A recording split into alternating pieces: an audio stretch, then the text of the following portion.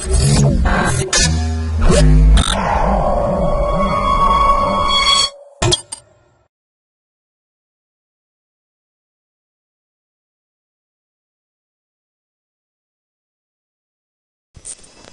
to myprojectbuzzer.com.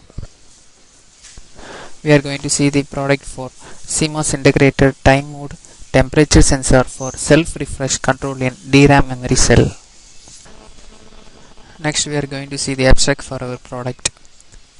Our product proposes a CMOS smart temperature sensor in a DRAM cell that can provide a variable refresh frequency which depends on the operating temperature. The output frequencies are obtained by the digitally controlled frequency selector in order to get low power consumption with high accuracy. A temperature compensated current reference is applied for less temperature dependence in the CMOS delay circuits. High performance temperature sensor is obtained with a time to digital converter, which is widely used for thermal and time interval management systems. Conventionally, a certain temperature in a sensor can be changed into a pulse duration which provides digital signals via the TDC. Important issues for the sensor are low power dissipation and accuracy. In a MOS transistor, threshold voltage and carrier mobility significantly depend on temperature. Switching delay of a MOS transistor depends on mobility and is supposed to be proportional to temperature. With an increase in temperature, the mobility in a MOS transistor decreases and the smaller mobility causes the drain current to decrease. In a time domain temperature, a CMOS inverter circuit is crucial to designing the temperature resolution and the accuracy of time measurement conversion.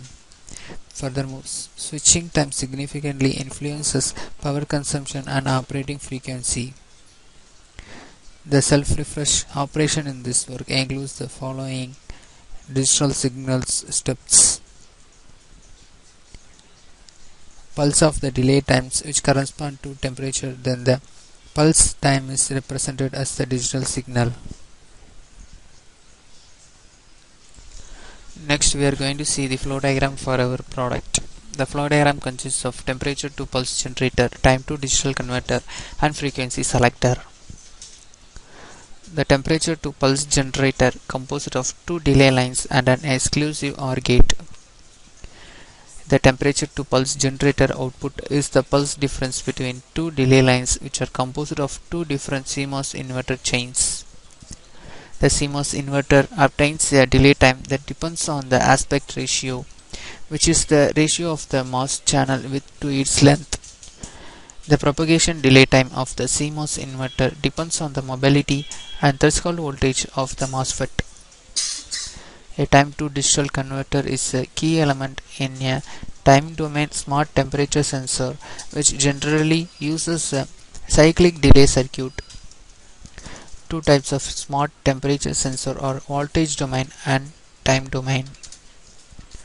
The time domain smart temperature sensor has the advantages of simplicity of circuit design and a small die area, although the voltage domain sensor has extremely high accuracy.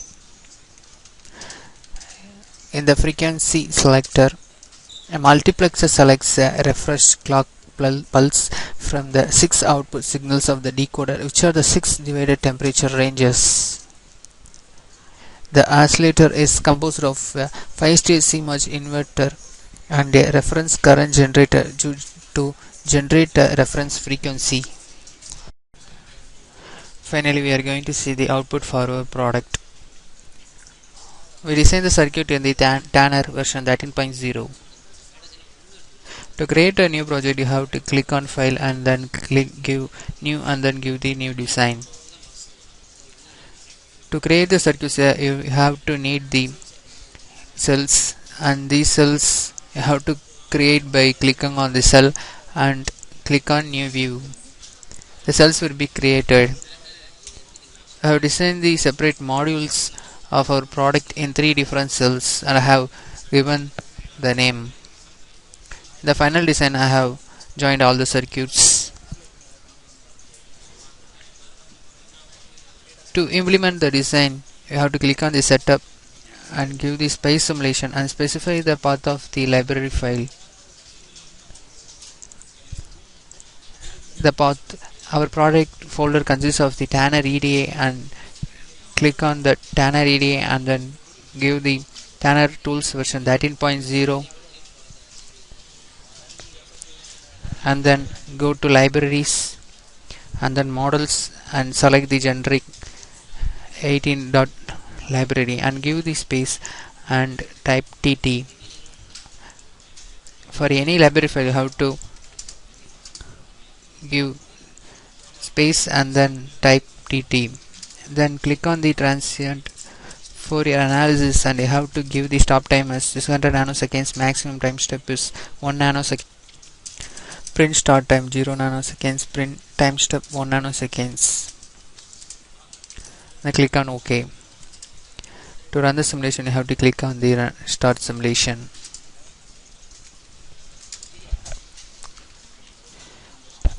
Once you start simulation, the output waveform will be created. This is the final output waveforms. Thank you.